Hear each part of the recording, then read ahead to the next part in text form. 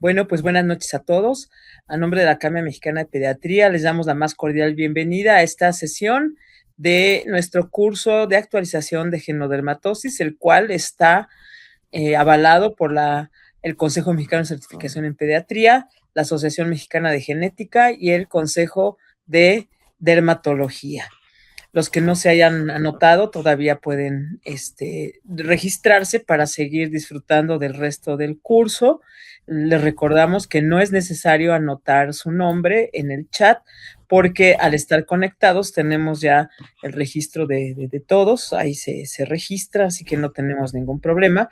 Su asistencia ya está registrada al estar conectados y pues damos un reconocimiento muy especial a la doctora Elena Vidaurri, que es la titular de este curso y que tuvo la iniciativa de compartirnos esta propuesta, la cual estamos pues desarrollando de una manera muy exitosa, agradeciendo sobre todo a todos los que se conectan cada martes a las 8 de la noche. Y en esta ocasión tenemos el agrado de presentar a la doctora Vianey Espinosa Martínez. Ella es ortopedista pediatra, es experta en muchas temas difíciles y está adscrita al Hospital General de México. Doctora, bienvenida y muchas gracias por ser parte de este evento. Le cedemos la palabra y recuerden que todas estas grabaciones de todas nuestras sesiones van a quedar en el WhatsApp de en el YouTube de la academia. Y bueno, le doy la palabra a la doctora Elena Vidaurri para que dé los detalles de la doctora Vianey. Muchas gracias. Muchas gracias a la Academia Mexicana de Pediatría por permitirnos hacer este curso sobre diagnóstico oportuno y manejo adecuado y referencia adecuados de las genodermatosis, que son padecimientos más comunes de lo que podríamos pensar.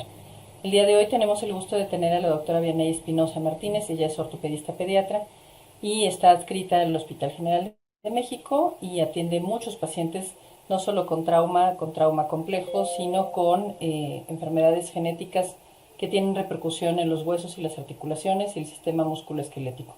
Así que le agradecemos mucho que nos acompañe el día de hoy con el tema síndrome de Ehlers-Danlos. Muchas gracias, Vianey.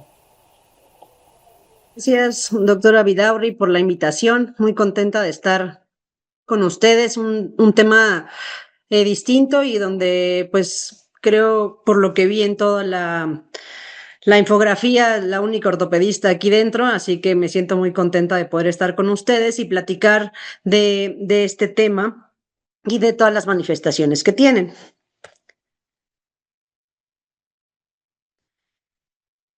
El objetivo de esta plática es la parte principal que fallamos tal vez muchos en el abordaje de los pacientes y es sospecharlo de forma primaria para poder así ya hacer todo lo que debemos de hacer para llegar a un diagnóstico y poder realizar un tratamiento individualizado y tener un manejo multidisciplinario. Todas estas enfermedades que se han estado platicando a lo largo del curso suelen tener manifestaciones multisistémicas y necesitamos abordarlo entre muchos médicos. El Ehlers-Danlos es una de las enfermedades genéticas que los ortopedistas tenemos mucho que ver, pero no todos los ortopedistas se avientan a ver al paciente o a integrar todos los padecimientos o todas las características que va a tener este paciente. Entonces, es muy importante tener en cuenta muchas cosas que van alrededor y además las múltiples características que tiene esta enfermedad. Entonces, vamos a empezar con la definición, nada más de parte introductoria, que es el síndrome o síndromes, como ya dice la actual definición, que es un grupo que clínica y genéticamente es heterogéneo, son trastornos hereditarios y es del tejido conectivo, que se caracterizan por la hiperlaxitud, hiperextensibilidad de la piel y fragilidad tisular. Tenemos que ver que es demasiado amplio y que el tejido conectivo va a tener muchas partes importantes en todo el cuerpo. Ahorita lo vamos a ir viendo, que creo que ya tenemos muy en cuenta esto. Pero en la parte genética, el tejido conectivo va a estar muy relacionado con varios genes, los principales del colágeno, y que va a caracterizar a cada una de las diferentes subtipos que tiene la enfermedad. Entonces, también tenemos alteraciones en los genes de la elastina, de la fibrilina, la tenasina, proteasas, la lisiloxidasa, que por supuesto sin quererme meter demasiado a la parte genética, dado que no es mi área de expertise, pero todo esto lo vamos a obtener en exámenes genéticos y nos van a ayudar a realizar los exámenes y el diagnóstico certero y diagnóstico definitivo. Sin embargo, aquí también tenemos que hablar un poquito de la embriología, porque al tener esta alteración genética, vamos a tener ciertas alteraciones que se van a presentar desde el nacimiento y muchas de ellas no van a ser detectadas. Por eso es ahorita tanto la moda y todo, al menos en la parte mía, del tamizaje de cadera. Y ya se centró a la parte del tamizaje de cadera, pero es un tamiz ortopédico en donde vamos a revisar cada una de las articulaciones y las partes del cuerpo desde el punto de vista musculoesquelético. Entonces, tenemos el mesénquima que nos va a dar para todo el tejido conectivo, va a estar el mesodermo, y de ahí vienen el hueso, los tendones, ligamentos, la pared corporal. Después en la cresta neural, el neuroectodermo nos da parte del mesénquima para cara, cráneo, los vasos, algunas partes del corazón, y el mesénquima se diferencia en los fibroblastos, condroblastos, osteoblastos, adipocitos y las células endoteliales. Todas estas que van a dar las partes principales o el cemento, como así decirlo, haciendo el comparativo con una construcción de absolutamente todo en nuestro cuerpo. Por eso es que todo podría estar afectado en esta patología. Y la regulación embriológica por el TGF, BMP, FGF, y también empieza la migración celular, la organización fibrilar, que en esto también va a haber algunas alteraciones histológicas. En la parte histológica, platicaremos un poquito del tejido conectivo, que va a tener el laxo y el denso. La parte laxa, estamos en la parte cutánea, piel, mucosas y toda la parte que le da el soporte a todos los vasos sanguíneos, arterias y venas y capilares. Y también tenemos tendones, ligamentos, todas las cápsulas articulares, y en la parte especializada, que será el cartílago, hueso, sangre y tejido adiposo. Entonces, aquí es donde toma bastante importancia la interacción del ortopedista con estos pacientes, porque vamos a estar hablando muchísimo tendones, ligamentos, cartílago, hueso, y van a tener varias alteraciones, y pasa muy desapercibido el paciente que va a consulta con un ortopedista y no lo sospechan, o incluso va con un médico de primer contacto, ya sea médico general o el médico pediatra, y ya se normalizó que les duelan las articulaciones, el clásico dolor de crecimiento, que eso no existe, hace que se normalice y que el paciente pase desapercibido por años e incluso llegue a la edad adulta sin un diagnóstico certero. Pero bueno, retomando esta parte de la histología, igual tenemos todas las células, fibroblastos, macrófagos, mastocitos, adipocitos, la parte de las fibras de colágeno, elastina, fibras reticulares y las sustancias fundamentales que van a ser los protoglucanos, glicosaminas, glucoproteínas. Entonces, aquí viene la pregunta, ¿en dónde tenemos tejido conectivo? Y bueno, la respuesta es en absolutamente todos lados. Y así que en cada una de estas partes, piel, fascias, tendones, ligamentos, órganos internos, en la parte digestiva, intestino delgado, intestino grueso, vesícula, hígado, en el tejido adiposo, vasculares, meningias, cardíacas, todo esto vamos a poder tener las alteraciones en esta enfermedad y en cada uno de los subtipos, también en los ojos, que es bastante relevante las alteraciones que se presentan. Voy a presentarles un caso clínico. Es una mujer de 30 años y tiene los siguientes antecedentes. Esta es una paciente conocida, amiga mía. mi mejor amiga, en donde le están los alteraciones cutáneas. Tiene moretones fáciles, sin ningún tipo de traumatismo. Presencia de estrías sin cambios significativos en el peso, fenotípicamente delgada y alta.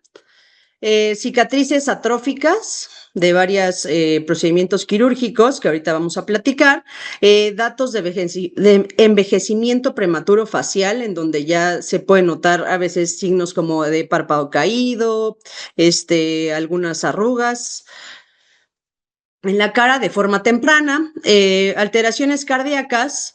Se le realizó un ecocardiograma en donde se observó que la válvula mitral tiene una valva un poco más pequeña en riesgo de prolapso. Sin embargo, todavía no tiene prolapso y se mantiene en observación. Tiene en la parte abdominal una hernia posquirúrgica. Se le realizó una laparoscopía para hacer una colecistectomía. Y al par de meses de la cirugía se presentaron hernias en las heridas que son de 1 centímetro, y son 3 heridas, las cuales presentan hernia abdominal. Después, en la parte ortopédica, tuvo una escoliosis severa, detectada alrededor de los 12 años, tratada al principio de forma conservadora con un corset, y después se realiza una cirugía correctiva a los 14 años de edad. Tiene una subluxación costo-esternal, costo-clavículo esternal, y un dolor crónico musculoesquelético, hiperlaxitud ligamentaria y aracnodactilia. En la parte oftalmológica tiene una miopía progresiva y tiene un adelgazamiento de la córnea. Y en la parte vascular presenta varices de forma temprana, hipotensión postural, y que esta parte se ha descrito de formas distintas, que es las alteraciones ortostáticas o la taquicardia sin presencia de hipotensión, pero bueno, ella sí presenta hipotensión. Y se documentó en ultrasonido abdominal las venas hepáticas con aumento de tamaño según la percentila. Todas estas características y algunas tal vez hasta que se omiten y se normalizaron en su momento, varias de ellas las presentó desde la infancia, y al paso del tiempo fue detectando que había varias más, entonces ya le resultó bastante extraño que hubiera tantas características por las cuales se continuó su estudio. En la parte de la hiperlaxitud podemos observar que presenta la hiperextensión de la articulación metacarpofalángica del quinto dedo más de 90 grados. Asimismo, presenta la flexión de la muñeca y la palpación del pulgar hacia el antebrazo, que ahorita vamos a hablar un poquito de estos criterios que son parte de la sospecha diagnóstica alta en los pacientes. Y bueno, las radiografías en donde se puede observar una escoliosis, no tiene ninguna alteración congénita morfológica en los cuerpos vertebrales, ya sea semivértebra, barras en la columna, un defecto de formación o segmentación no lo existe. No se detectó esto en la infancia menor de 10 años hasta que inicia la adolescencia, que es muy frecuente que al ser el crecimiento rápido se presenten estas patologías en los pacientes o ya empiecen a tener manifestaciones clínicas. Más que nada se empieza a observar al ver a los pacientes cuando se están bañando, que empieza esta época difícil un poco en los adolescentes, que ya no quieren que los papás los observen cuando se van a meter a bañar, esta parte de pudor, y entonces de repente hay un momento en el que lo ven y notan que se observa una jorobita, así es como lo narran los papás de los pacientes, que no tenía, y entonces van a la consulta. Generalmente el abordaje primario es con un ortopedista, y entonces no, sí tiene escoliosis, y muchos ortopedistas tienden a regañar a los papás de los pacientes que cómo no lo trajeron antes o algo, y pues es que no lo tenía antes, ¿no? O sea, se hace de forma bastante rápida y al inicio es poco notorio, muy compensado, y luego ya es cuando se dan cuenta Y bueno, aquí la importancia de este padecimiento en columna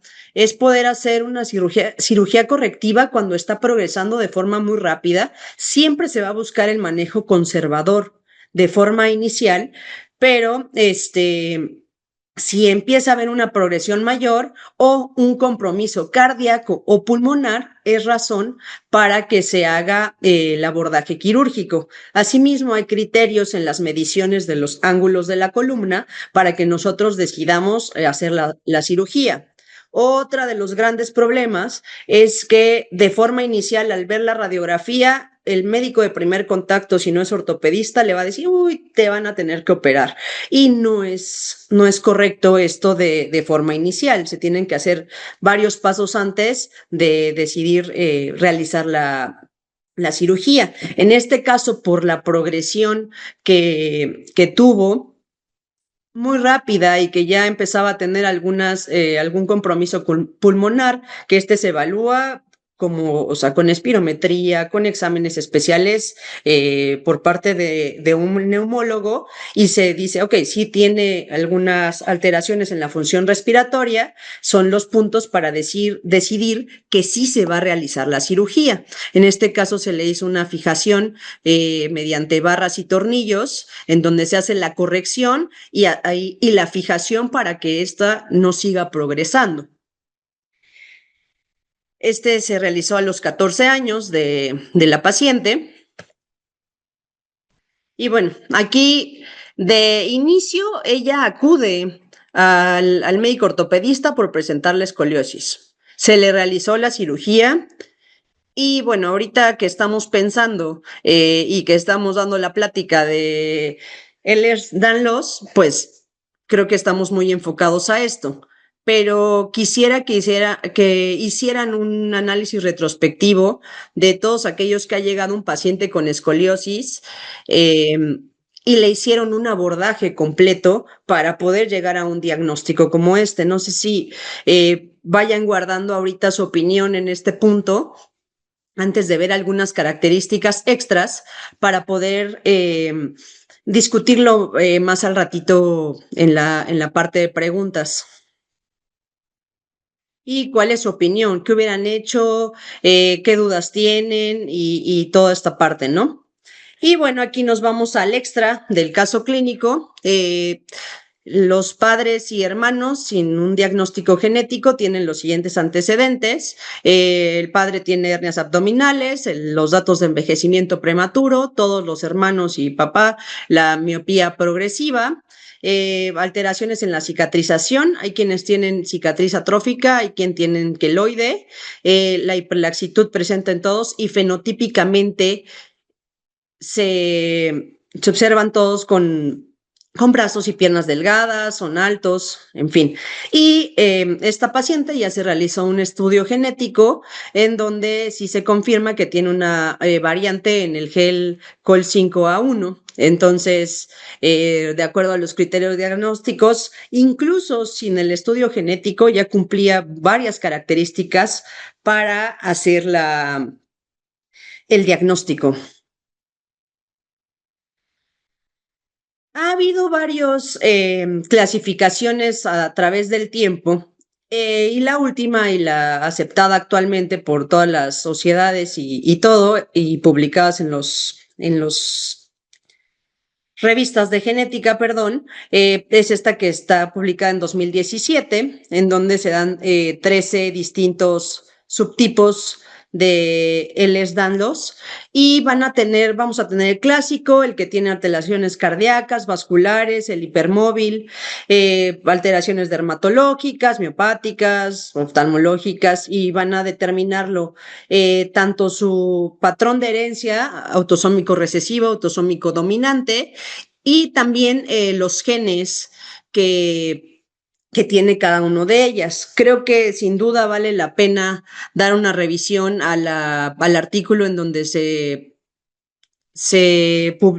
da esta clasificación y se diferencia cada una de las características, vienen las tablas con cada uno de los genes, viene el comparativo con con la clasificación previa y ahora cómo se llamó, porque siempre que salen las nuevas clasificaciones, quedamos, si ya nos habíamos aprendido la pasada y llevamos usándola varios años, porque la pasada era de 1997, me parece, entonces ya habían sido varios añitos que se había estado utilizando la clasificación previa. Les recomiendo mucho entrar a esta página de la Sociedad de Ehlers-Danlos, en donde viene un material extraordinario para poder, viene un material para no expertos, para expertos, vienen todos los artículos, vienen datos para presentación, viene información acerca de los sitios en donde hay profesionales de la salud que se asocian a esto, que por cierto me resultó un poco sorprendente que en México nada más hay 25 y al menos en lo que hice en mi revisión rápida no vi a ningún ortopedista, por ejemplo, entonces creo que vale la pena que quienes sí hacemos esto estemos dados de alta en este tipo de sociedades para poder que los pacientes nos puedan encontrar y podamos realizar un buen abordaje de estos pacientes. Perdón. Entonces, vamos a empezar con el abordaje diagnóstico que debemos de hacer con los pacientes que nos llegan y que ya activamos esta lucecita de al menos sospecharlo. Yo realmente a todos mis pacientes que llegan a una consulta ortopédica de niño sano, que sí debería de suceder, ya no es nada más ir al doctor cuando estás enfermo, sino pues ir a tus controles sí, con sus pediatras para la cuestión de vacunación, peso y talla, el adecuado crecimiento y desarrollo, las consultas que deben de ser ya muy bien estipuladas en ciertos tiempos, pero también con la parte del ortopedista. Yo siempre recomiendo 4 consultas sí o sí que deberían de tener todos los pacientes. Una primera a las 4 a 6 semanas de edad o antes de los 3 meses para realizar el tamiz ortopédico, que ahí va incluido el tamiz de cadera. En la parte del tamiz de cadera se realiza un ultrasonido en donde puedo detectar mediante este ultrasonido si tiene o no tiene una displasia acetabular y tratarlo de forma oportuna e incluso llegar a la curación sin que tenga el paciente secuelas. Muy distinto a que llegue el paciente a los 6 meses. Si lo detectamos ahí ya es un diagnóstico tardío y no vamos a poder regresarlo a la curación. Le puede ir bastante bien, pero va a tener secuelas, va a tener dolor de adulto joven y eventualmente seguramente requerirá una prótesis de cadera de forma temprana, tipo los 40, 45 años. Después una cita alrededor del año 8 meses a los 2 años para valorar la caminata, ir revisando la progresión de la angulación de las rodillas, varo y valgo, la presencia del arco plantar, después y la movilidad de todas las articulaciones, si ya camina o no camina el paciente, y luego a los 4 a 5 años para ya ver la adecuada morfología de las rodillas, que ya debe de estar presente el arco plantar, y si no está presente, entonces categorizar el pie como un pie plano valgo fisiológico y normal. Quitarnos, por favor, esto que el pie plano flexible es malo. Creo que se satanizó mucho en los 90s, principios de este siglo, en el 2000, y se sobretrató con plantillas, zapatos ortopédicos, mangueras, y desafortunadamente como quedó esto en la mente de las personas, se sigue mandando, siguen yendo a consulta en la plaza comercial para que les receten estas plantillas. Y pues no es correcto, ¿no? O sea, nosotros como médicos de primer contacto, creo que ya la gran mayoría de los ortopedistas no lo mandan a menos que sean de muy, de una escuela, poco actualizada, pero todavía muchos llegan conmigo porque los manda su médico de primer contacto para que le mande plantillas. Entonces, no lo tenemos que hacer. Y bueno, la última a los 11, 12 años, que es para observar cómo fue la progresión de su crecimiento. Ya es la parte final, es cuando viene el pico de crecimiento. Se pueden detectar estas escoliosis en esta consulta de forma temprana y empezar a dar un abordaje. Entonces son las consultas que se sugieren. Y a todos estos, en cada una de las etapas, les realizo la evaluación mediante la escala de Beighton. Ahorita vamos a verla específicamente para hiperlaxitud ligamentaria.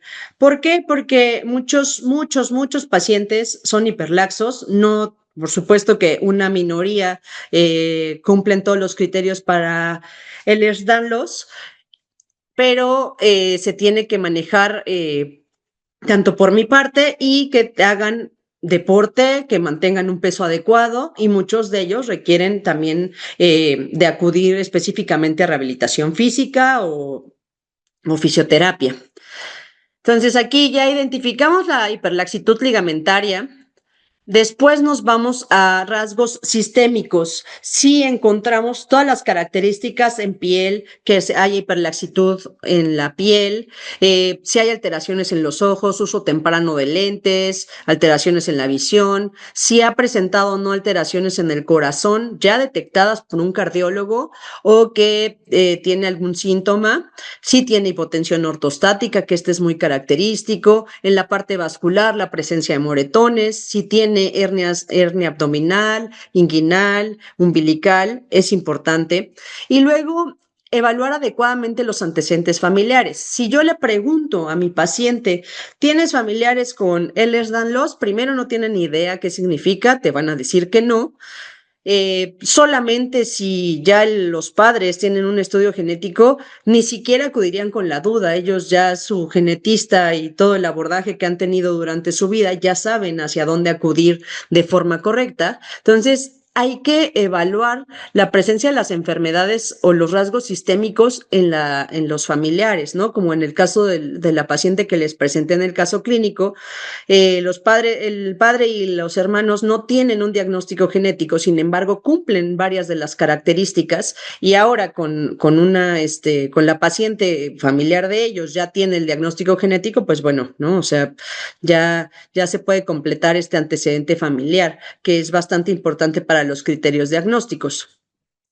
De aquí ya sospechamos que algo tiene distinto el paciente, pero sí hay que excluir las otras enfermedades del tejido conectivo que pueden presentarse: Marfan, lupus, artritis reumatoide, displasias esqueléticas como osteogénesis imperfecta, que bueno, esto sin duda en un análisis genético, en un estudio genético, se va a poder descartar de forma adecuada.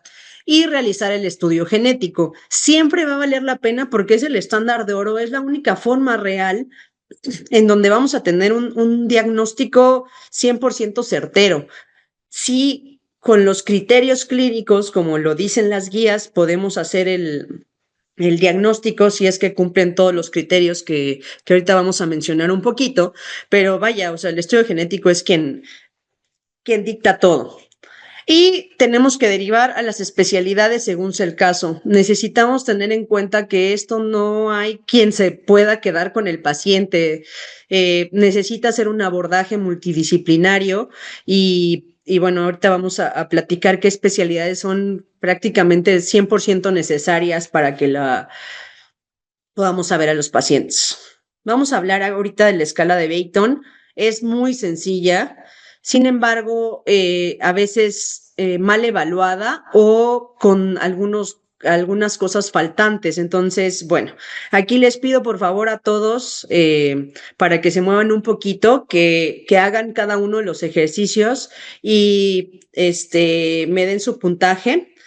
El puntaje es 1 punto por cada uno de los que vamos a tener positivos y se realiza de forma bilateral. Si me pueden ayudar un poquito para hacer esta evaluación personal y para que así la puedan incluir con sus pacientes.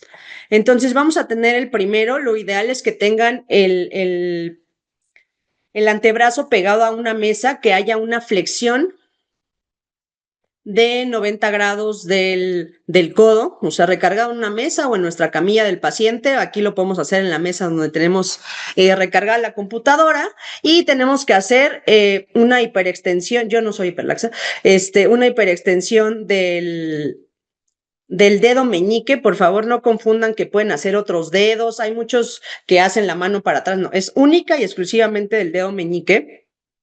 Y la vamos a elevar a 90 grados. Tiene que superar los 90 grados, como está aquí en esta parte de la imagen. Y entonces ahí tendremos un puntito. Vayan haciendo en un papelito al lado, por favor. Háganlo mano derecha, mano izquierda, por favor. Después tenemos el segundo punto, que es la flexión de la muñeca y que se pueda tocar el pulgar al antebrazo. Pues sí tienen, o sea, si así normal no llegan, sí tienen que hacer un poco de esfuerzo para ver si lo logran pegar. Ahí Elena, no, mira, no eres hiperlaxa. No logra llegar la doctora Elena a hacer la flexión completa y tocar. Vamos al siguiente, por favor. Se estira el codo y tiene que superar los 180 grados. Esto es muy común a veces en mujeres y puede ser nada más individual.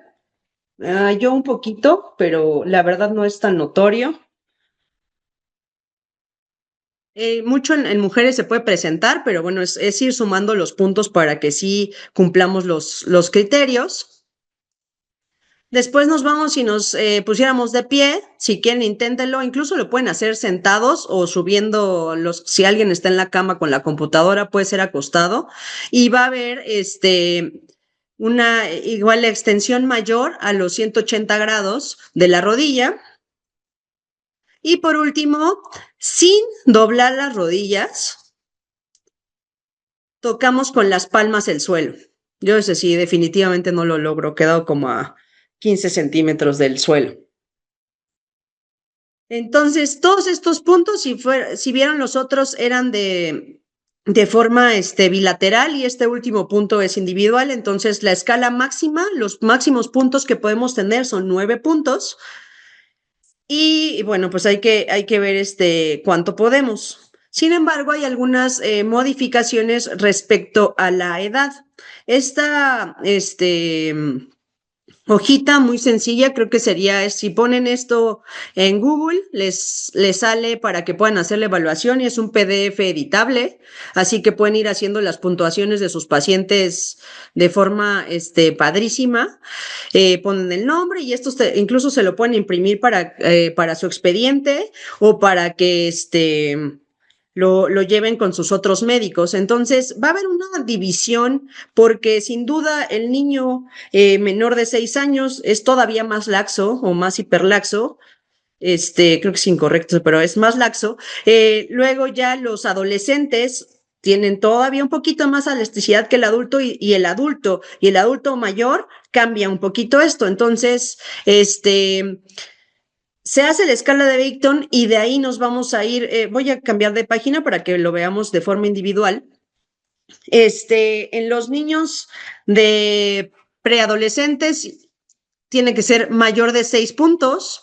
En los hombres y mujeres hasta los 50 años, al menos 5 puntos. Y en los de mayores de 50 años, más de 4 puntos. Y ahora, si te sale por debajo, pero está cumpliendo todas las características, ya se desarrollaron algunas preguntas para ver si cumplió en la niñez, dado que muchas veces el diagnóstico completo, al menos en la paciente que yo les presenté en el caso clínico, pues ahorita ya no es hiperlaxa, ya tiene muchas contracturas, ya tiene una cirugía en la columna. Vaya, o sea, ya no es tan fácil hacer todos los puntos, aunque tiene 4 puntos porque tiene los del dedo meñique y lo de la flexión que les presenté en el caso clínico, ¿no? Entonces, las preguntas es si alguna vez pudieron tocar el suelo con las manos, y esto todos podríamos saber. Hay gente que podría decirte, no, yo nunca he podido, soy cero elástico, y te lo pueden decir muy certero. Si alguna vez hicieron eso, si alguna vez hiciste esto, yo creo que te acuerdas para toda la vida si lo lograste hacer o no, porque todos fuimos niños y hacíamos cosas, a ver si lográbamos hacer distintas cosas, o si tus compañeritos en la escuela lo podían hacer, siempre lo intentábamos. Y ahorita todavía más con la presencia de redes sociales, que te salen los retos de 1000 cosas en TikTok, Instagram y todo esto, todos ahí vamos a intentar a ver si podemos hacer cosas, ¿no?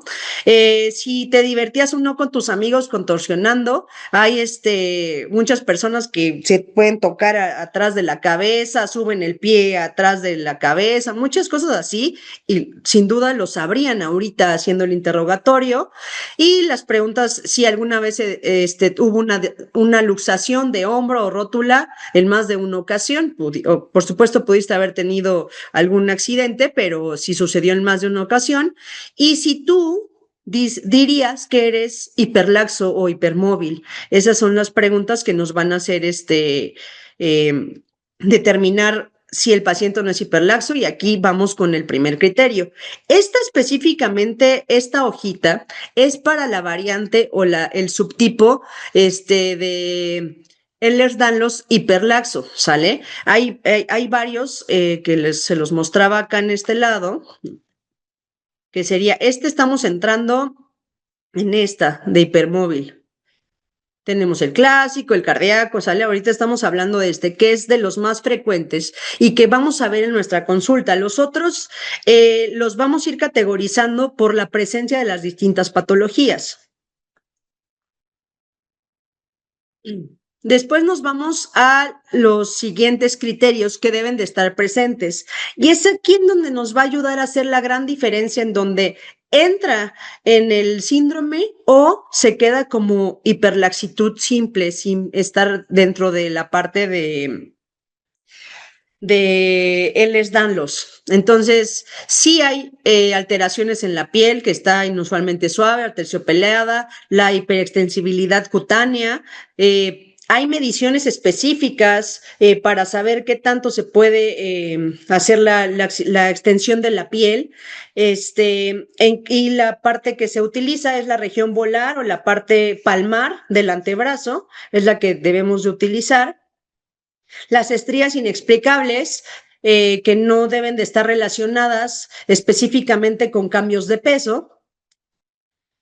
Hay unas pápulas que se presentan en la región del talón, hernias abdominales recurrentes o múltiples, las cicatrices atróficas, que al menos estén en 2 sitios, alteraciones en suelo pélvico, prolapso rectal, que haya alteraciones en los dientes, que puede haber una variedad importante. Y en la parte que les comentaba de la sociedad, tiene una sección específica por especialidad, las alteraciones ortopédicas, gastrointestinales, dermatológicas, y hay un paper para cada una de estas alteraciones.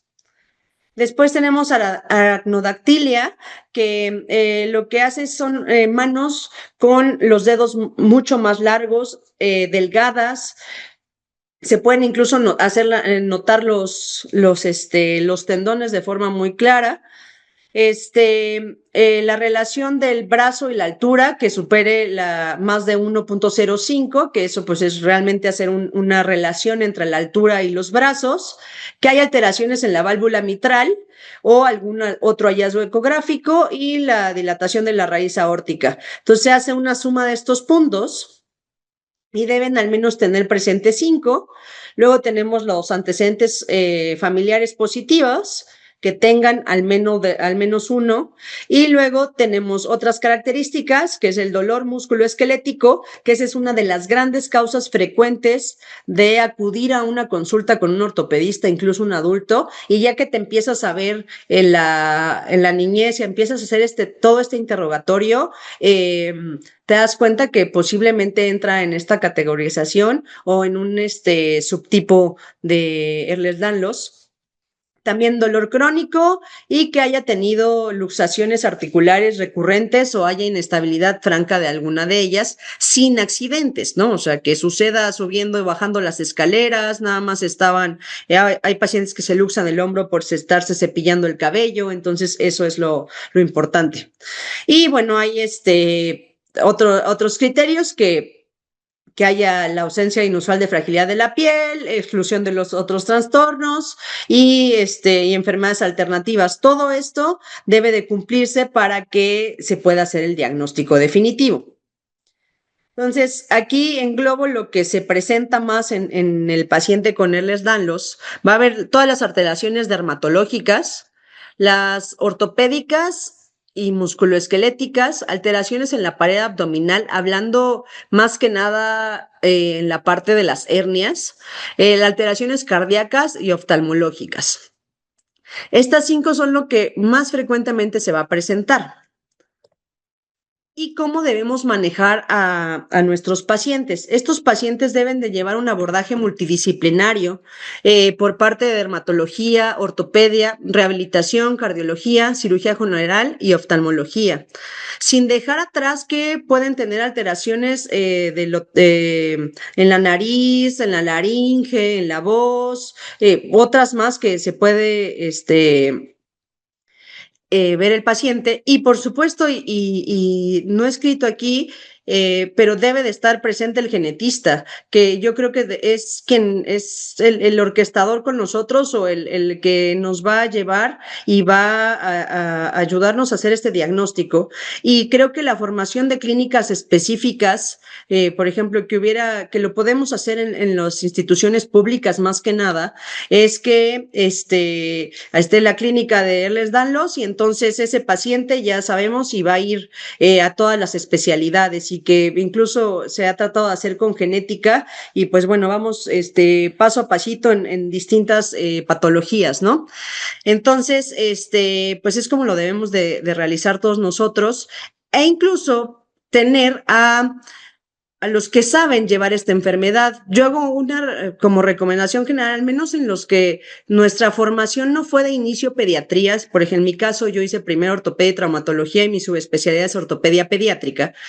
Yo sigo habiendo adultos, pero mi formación en la parte pediátrica me permite pensar en esto más que en un ortopedista que prácticamente nunca ve niños, ¿no? O sea, todos lo deberíamos de hacer en el mundo ideal, pero, y así pasa, ¿no? O sea, en el caso de Elena, que está en dermatología, también en ocasiones ve adultos, pero ella tiene toda esta formación y estas bases, y creo que así varios, hay cardiólogos, que tengan alguna subespecialidad, aunque sean de adultos, en niños, creo que esa es muy importante, igualmente rehabilitadores que tienen subespecialidades en niños, ayuda porque tienen estas bases para los pacientes, creo que es algo que sí tenemos que tomar un poquito en cuenta.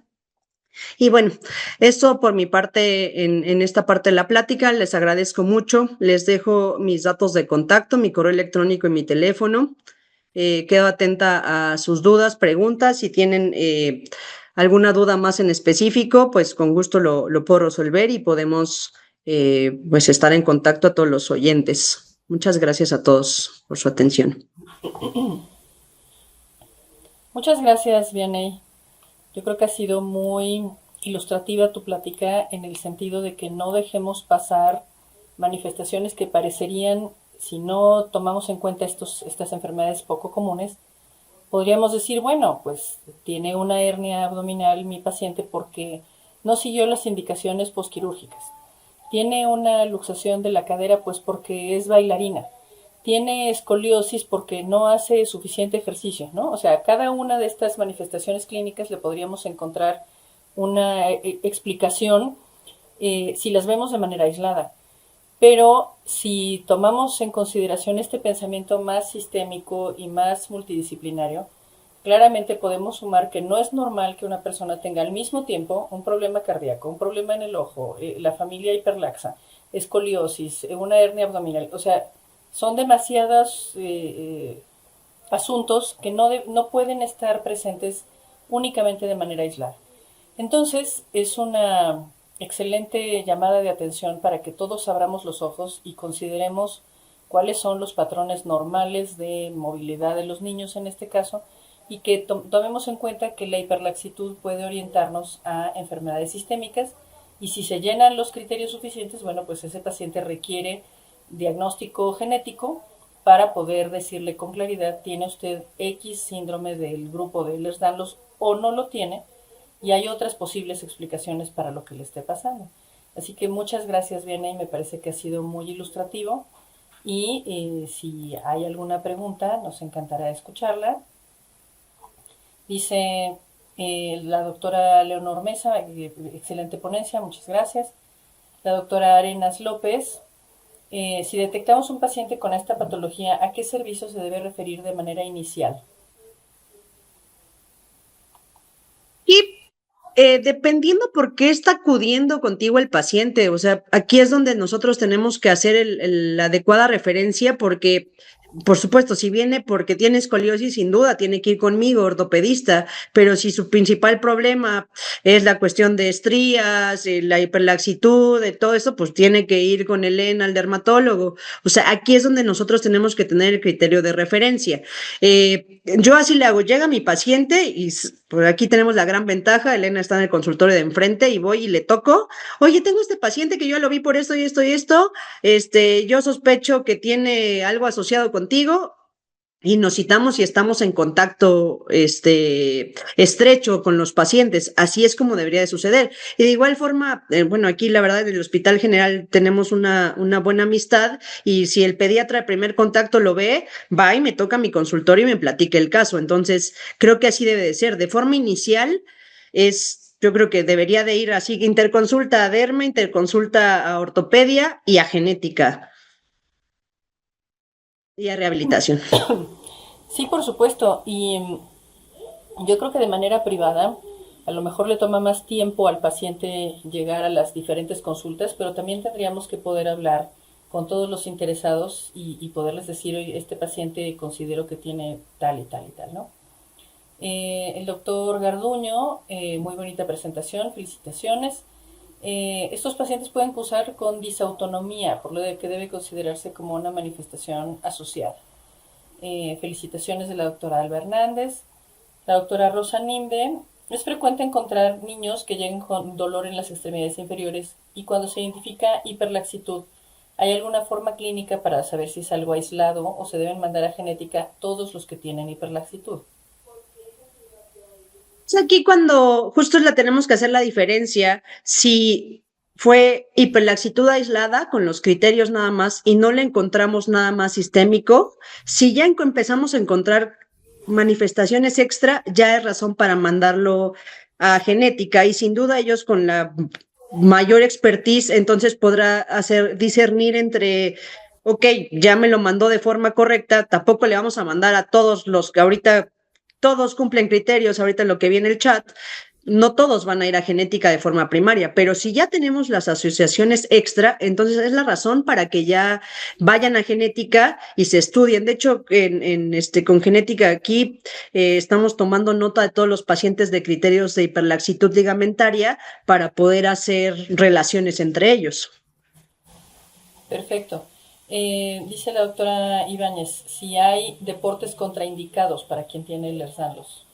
Realmente aquí lo que tenemos que evitar son deportes de muy alto impacto. Estos pacientes van a tener la posibilidad de destacar en deportes de alta exigencia de hiperlaxitud, gimnasia, taekwondo, van a tener las posibilidades de destacar. Por ejemplo, en un inicio realizar artes marciales es bueno, ya si llegan a un curso en que ya realmente están haciendo competiciones de alto contacto, ahí ya estaría limitado, pero sí pueden realizar gimnasia, pueden realizar natación, bicicleta, realmente todos los deportes que no impliquen muy alto impacto y aquellos que presentan luxaciones recurrentes, ahí sí tenemos que empezar a frenar algunos deportes. Este sí va a ser individualizado totalmente. Recientemente ha sido más frecuente, en mi consulta por lo menos, que yo pregunto a los adolescentes qué actividad física están haciendo y no me pasaba antes, pero ahora me contestan con mucha frecuencia que están practicando box. ¿Tú dirías que hay una contraindicación específica para este que es un deporte de contusión, pues? Aquí lo que sería adecuado uso de los vendajes y los guantes. Si llegan a un nivel muy competitivo, que ya están peleando a nivel semiprofesional, amateur, entonces ya habría que valorar el estado del paciente en general. Pero si muchos van, o sea, que van al entrenamiento, es un excelente entrenamiento cardiovascular, pegan en costal. Eso está bien si usas la protección adecuada, eso no habría contraindicación. También hay muchos que practican parkour, que ya también se puso mucho de moda. Aquí sería nada más, si van a un centro de entrenamiento de parkour, pues tienen colchonetas y todo, pero que no se pongan a hacerlo en las calles. Y sería, tenga o no tenga hiperlaxitud de Ehlers-Danlos, sería el consejo general. Felicitaciones del doctor Dagoberto Lara, de la doctora Anaya. Si hay sospecha, ¿qué paraclínicos se solicitan previo a la derivación en caso del envío a ortopedia? Si ya sospechamos escoliosis, vale la pena pedir una radiografía panorámica de columna apilateral, que se le van a tomar por partes cuello, torácicas y lumbar y lo van a unir en una sola imagen. Si no hay posibilidad de que lo realicen porque es un poco más cara, pedir de forma individual cervical, dorsal y lumbar o lumbosacra, AP de frente y del lado AP y lateral para yo poder hacer el diagnóstico. Con el puro segmento lumbar quedó corta y ya le hacemos gastar doble a los pacientes. Esa sería la básica y si sospechamos algo de cadera, pedir una AP de pelvis. Ok. Felicitaciones del doctor Carvajal, del doctor Rangel, de la doctora Sosa, la doctora Orozco. ¿Cuál de los tipos es el más frecuente? Que creo que ya lo habías mencionado. Sí, el de hiperlaxitud es el más frecuente de ellos y sigue el clásico y ya de ahí todas las variantes. El doctor Israel Muñoz pregunta, en un lactante y estudios a temprana, ¿qué estudios a temprana edad se pueden realizar? O más bien es difícil sospecharlo en esta edad. Tendrías o sea, por ejemplo, va conmigo a mi consulta, de niño sano ortopédico, yo veo que tiene hiperlaxitud y les digo, tengo que observar si vemos que tiene alguna manifestación oftalmológica, cardíaca, o sea, les doy los datos a los papás para que lo tengan en mente y si empiezan a hacer esto, ya hacemos el segundo paso que sería, ok, vamos al genetista. Y también a veces como muy juzgado el ir al genetista ya es porque ya tengo algo mal. También se puede ir a una consulta y te pueden explicar un montón de cosas y te pueden entonces ya determinar las características y yo al haberlo enviado al experto, pues bueno, ya dice, bueno, creo que no cumplía con todos los criterios, pero bueno, esa es la forma de hacer la derivación correcta. Aquí yo haría un comentario adicional. Así como nos mencionaste que tú tienes puntos en el desarrollo en donde es conveniente ver la estructura ósea y del aparato musculoesquelético, también está el escrutinio, por ejemplo, de ambliopía y un examen visual en todos los niños que debe ocurrir antes de los 4 años. Entonces, todos los niños tienen que ir al oftalmólogo, no solamente al optometrista, sino al oftalmólogo, de manera que se revise que la agudeza visual sea simétrica y por supuesto es un buen momento para detectar si hay miopía alta, si hay algún trastorno del cristalino, etcétera. Pero esto no se tiene que hacer. Hay alguien que tiene un micrófono abierto, si nos ayudan, por favor. No solamente se debe hacer cuando se sospecha una enfermedad oftalmológica, sino como parte del escrutinio de los defectos de ametropía. Todos los niños tienen que ir al oftalmólogo. Entonces, no, yo no diría hay que enviar a un lactante a partir de los hallazgos articulares o musculoesqueléticos al oftalmólogo. O sea, el oftalmólogo es una consulta sí o sí de escrutinio de ametropía antes de los 4 años y si sumamos que el ortopedista, como nos lo ha señalado, debería ver al niño en tal y tal y tal momento, bueno, pues tienes 2 evaluaciones del ojo y del sistema musculoesquelético a temprana edad que pueden contribuir no solo a la sospecha diagnóstica de Ehlers-Danlos, sino cualquier otra. La doctora Reina Coronas, ¿qué síntomas nos hacen sospechar de escoliosis en menores de 4 años o cómo hacer este abordaje? La tuberculosis de columna es una causa de escoliosis a corta edad. A ver, déjame verlo otra vez. Aquí está más. ¿Qué síntomas menores de 4 años? Es el menores de 4 años, prácticamente el 99% a 100% van a ser de origen congénito, entonces va a tener alteraciones en la morfología vertebral. Hay una variedad de escoliosis que se llama early onset, que es menos de 10 años. Eh, y bueno, la TB se refiere a tuberculosis. Sí, Sí, ¿verdad? La TV de columna es, pero es como una secuela porque está el mal de POT y entonces va a haber alteraciones en la morfología y va a ser por eso. O sea, ya aquí cambia completamente que sí hay varios casos. Hacen más sifosis que escoliosis, pero sí es una de las causas. ok. La doctora Dimelsa pregunta con qué radiografía se mandan a ortopedia por escoliosis, pero creo que ya lo platicaste con una radiografía de toda la columna apilateral. La doctora Cintia Ibarra, ¿qué recomendaciones generales sobre ejercicio y deporte debemos hacer a los pacientes? Y ya creo que ya lo habías contestado. Sí, ahí les contestaba que ejercicios básicos de estiramiento, la cosa aquí es la constancia y que sea de forma diaria si se puede, al menos 20 a 30 minutos es lo que se recomienda en las guías. Pueden ser ejercicios muy básicos de estiramiento que ahorita con toda la YouTube, aplicaciones, Insta, todo esto nos ayuda para que podamos tener ejercicios de yoga, estiramiento básico y todo. Y también pueden realizar actividades deportivas, natación, bicicleta, fútbol, básquetbol, karate, todo.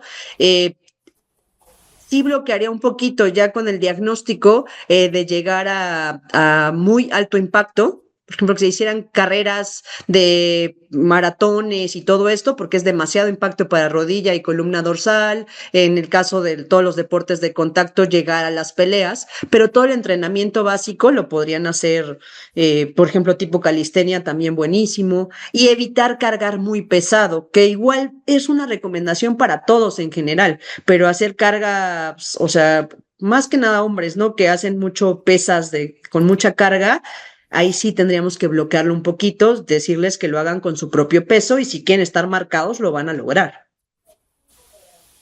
Perfecto.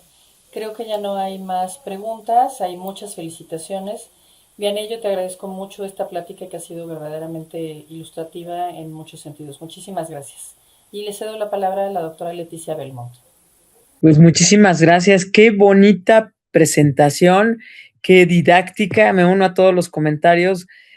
Yo sigo aprendiendo mucho, entonces agradezco el tiempo, la dedicación a esta presentación. Doctora Vianney, muchísimas gracias por ser parte de esta presentación que forma pues una de las actividades conmemorativas del 75 aniversario de la Academia Mexicana de Pediatría, que pues celebra de manera académica con este curso de genodermatosis y en la cual pues usted ha sido parte de esta celebración académica.